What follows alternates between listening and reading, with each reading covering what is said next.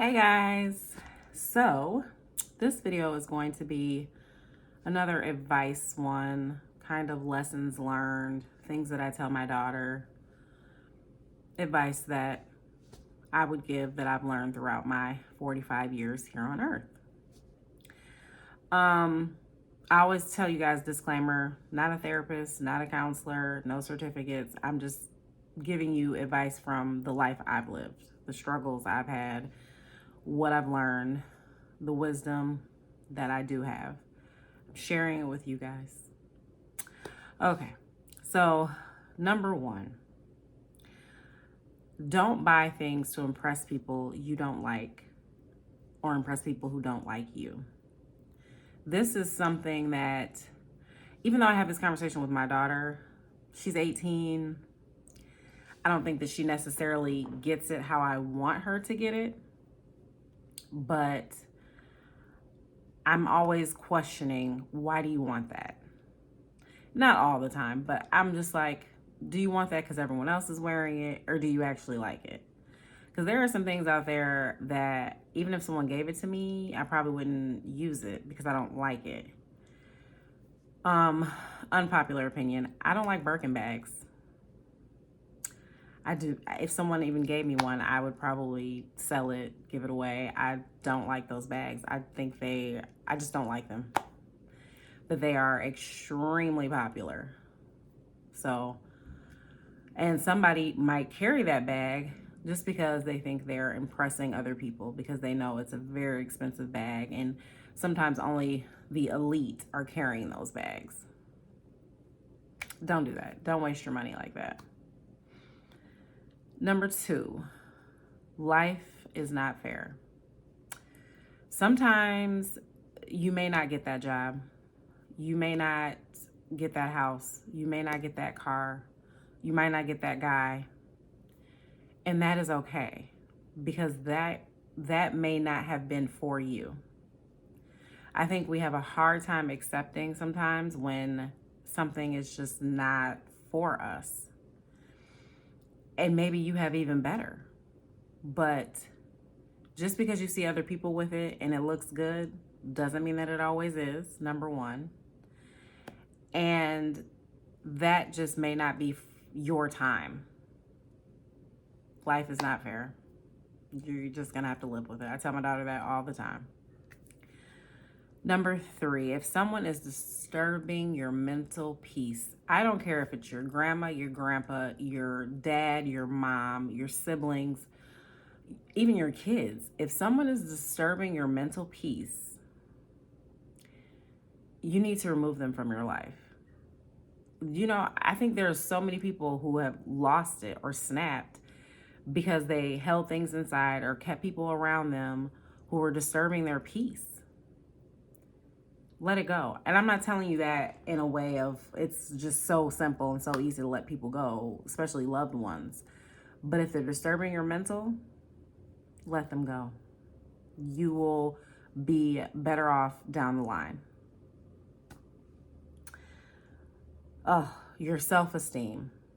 Your self-esteem, your self-esteem, your self-esteem.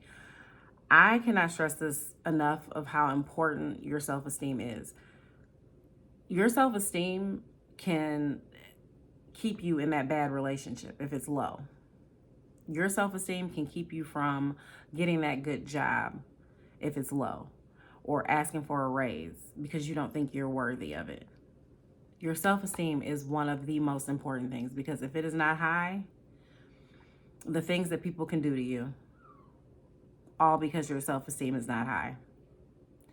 That's why in another video, I talk about this, about my daughter saying that I act like I'm gold dipped in platinum, but I tell her all the time, if I don't, who is going to act like that? I have to treat myself that way to show other people how to treat me. Self-esteem, I'm trying to tell you, it is crucial. It's dangerous to have low self-esteem because the decisions you will make with low self-esteem is scary. And I've been in that bracket. I've had low self-esteem and made terrible decisions. So that is something you have got to work on. And if you're a parent, please help your children with that self-esteem. If you have low self-esteem and you're a parent, your children notice that. They may not know what it is exactly, but they notice it, and you could be passing it down to them. It's not too late. This is something that, of course, the world tells you you have to do everything by a certain time. You should be married by a certain age. You should have a kid by a certain age. You should have went to school by a certain age. Oh, you're 60, you can't move. Oh, you're 55, you can't get married. You can't leave the country. You can't. It's never too late. There's always another way. If you can't carry a child, maybe someone can carry it for you. If you can't afford that house right now, it does not mean you can't afford it later. If you have not met your husband or wife, it does not mean you will not meet them eventually. There are people in nursing homes getting married. I think this whole it's too late at a certain age for things, it's really messing people's journey up because they automatically assume, oh, I'm this age. My daughter's starting to do that, and she's 18. And I had to tell her, please stop saying that. You are 18 years old. You have your whole life ahead of you. Yes, we don't know if we're going to wake up tomorrow. We don't know what's going to happen to us.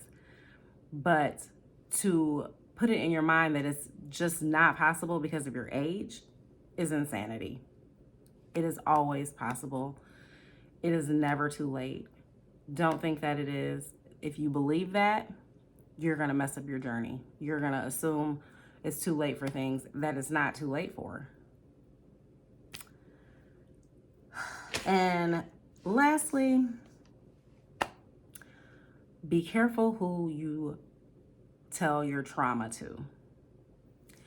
This is important because a lot of times, and this has happened to me before, I've had plenty of trauma in my life, and people will throw it up in your face. And a lot of times you're over it. You've moved on, you've dealt with it, you've had therapy, you've prayed about it, whatever it is. But they will throw it back up in your face. And it's usually for a reason of like, maybe they're jealous of you, or maybe they're just want to be mean because they don't really like you, whatever the case may be. You have to be careful who you share your drama with, who you cry on their shoulder to, who you tell those dark secrets that are troubling you at night, because not everybody's intentions are good. Not everyone's being genuine when they're like, are you okay? What happened? Some people just want to know, but once they know, what are they going to do with that information?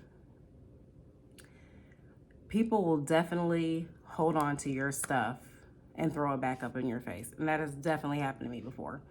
And the only time it's affected me is if I wasn't over something. Everything in my past, I'm over and done with. Whether it's person, place, thing, whatever has happened, it's done. I've had therapy, healed. I'm done with it. Like, there's no, someone can bring up anything to me and it's not gonna rub me any kind of way because I've done the work, and most likely that person doesn't matter to me, or they're not close enough to me anymore to make me feel some kind of way. I don't know how to explain that or how that sounds, because of course they're close to me if they know my trauma, but sometimes you learn how to deal with people, even if they are in your life. So if they brought up something to you and you know they're trying to hurt you, they can't hurt me because I'm not affected by any of these things. When I tell you guys stuff, it's because I'm over it. I'm telling you for advice. I'm telling you as a story time. You can't hurt me with it. But that takes time. Not everyone's in that position. So be careful who you trauma dump to, because they could be using it to hurt you later. All right, that's all I have for you for this video. Hit like, and I'll see you guys next video.